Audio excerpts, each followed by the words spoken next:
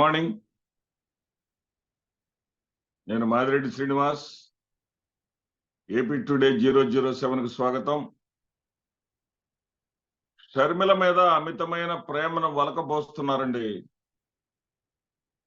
పచ్చ మీడియా వాళ్ళు. ఏదైనా మనం సాధారణంగా జనరల్ గా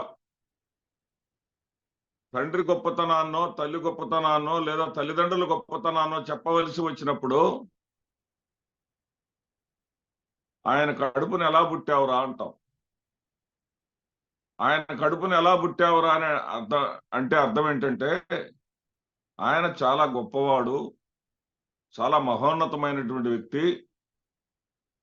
అలాంటి ఆయన కడుపున నువ్వు ఎలా పుట్టావు అని అర్థం. అంటే పుట్టినవాడిని నువ్వు కాస్త సరైన మార్గంలోకి రారా, మీ నాన్న చాలా గొప్పవాడు, మీ తల్లిదండ్రులు గొప్ప చరిత్ర ఉన్నవాళ్ళు, గొప్ప లక్షణాలు ఉన్నవాళ్ళు, సమాజానికే ఆదర్శంగా ఉండేవాళ్ళు, అలాంటి వాళ్ళ కడుపును పుట్టి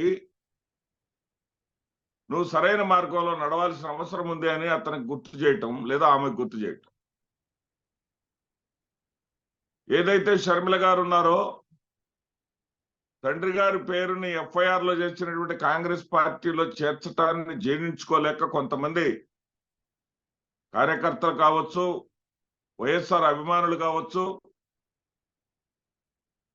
ఆయన కడుపును ఎలా పుట్టావమ్మా అనే దానికి ఈ పచ్చ మీడియా, ఈ రంకు మీడియా, రంకు అనే పదాన్ని ఎందుకు వాడాల్సి వస్తుందంటే సాక్షాత్తు వాళ్ళ పార్ట్నర్ అయినటువంటి పవన్ కళ్యాణ్ తల్లినే తిట్టించారు. చిరంజీవి కుమార్తె ప్రేమ వివాహం చేసుకుంటే వేటాడి అది తప్ప వేరే సబ్జెక్టు లేనట్టుగా నానా యాగి చేశారు, గోల చేశారు. చిరంజీవి కంటి వెంట నీళ్లు తెప్పించారు. వీళ్ళు ఇప్పుడు అమితమైనటువంటి ప్రేమను వలకబోస్తా ఉన్నారు. కాంగ్రెస్ పార్టీ అధ్యక్షురాలుగా ఆమె మారిన తర్వాతంట వైసీపీ వాళ్ళు ఆవిడ యొక్క క్యారెక్టర్ని అసాసినేట్ చేస్తా ఉన్నారంట.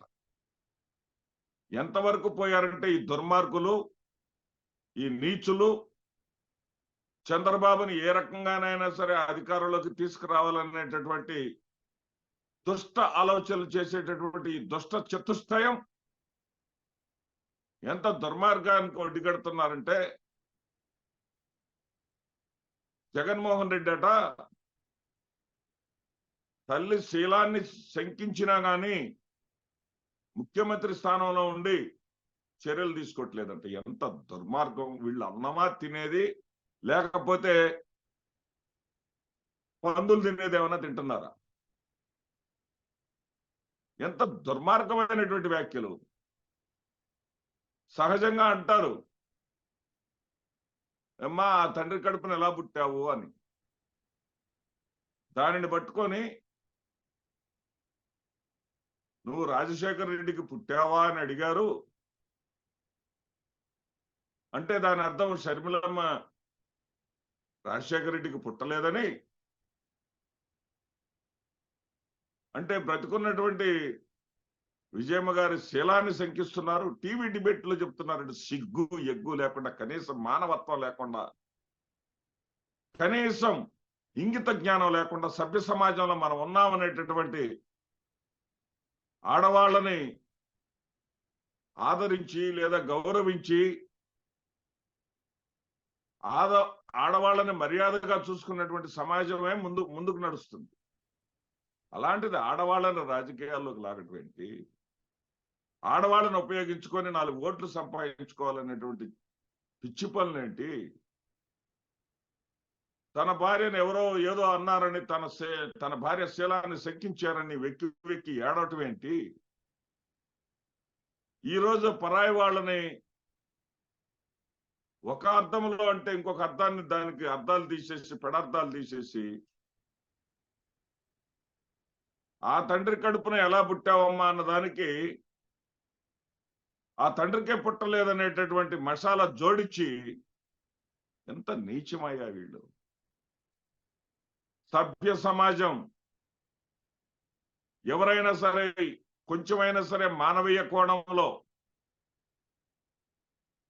స్వచ్ఛంగా స్వేచ్ఛగా జీవించే వాళ్ళు వీళ్ళని గాని చూస్తే ముఖాన ఉమ్మి వేస్తారు.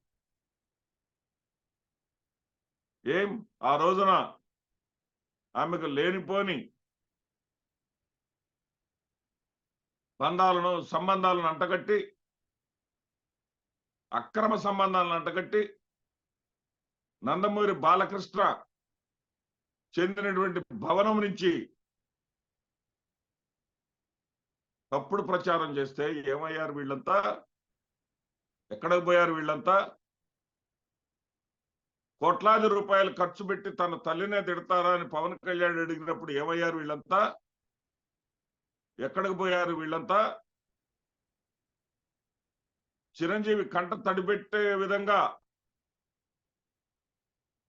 తన బిడ్డ వాడితో పోయింది, వీడితో పోయింది, ఆ ఊరు పోయింది, ఈ ఊరు పోయింది, అక్కడ కాఫీ తాగుతుంది, ఇక్కడ టీ తాగుతుంది అనే వార్తలే తప్ప మరొక వార్తలు లేకుండా చిరంజీవిని ఏడిపించినప్పుడు ఏమయ్యారు వీళ్ళంతా?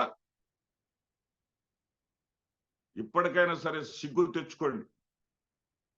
ఇలాంటి చర్యల వల్ల, ఇలాంటి వ్యక్తిత్వ హననం వల్ల, ఎదుటి వాళ్ళని సమాజంలో చులకన పరచడం వల్ల మీకేదో కిరీటాలు వస్తాయి, మీకేదో పదవులు వస్తాయి అనుకుంటే ప్రజలు అమాయకులు కాదు.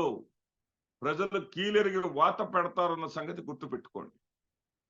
నమస్తే.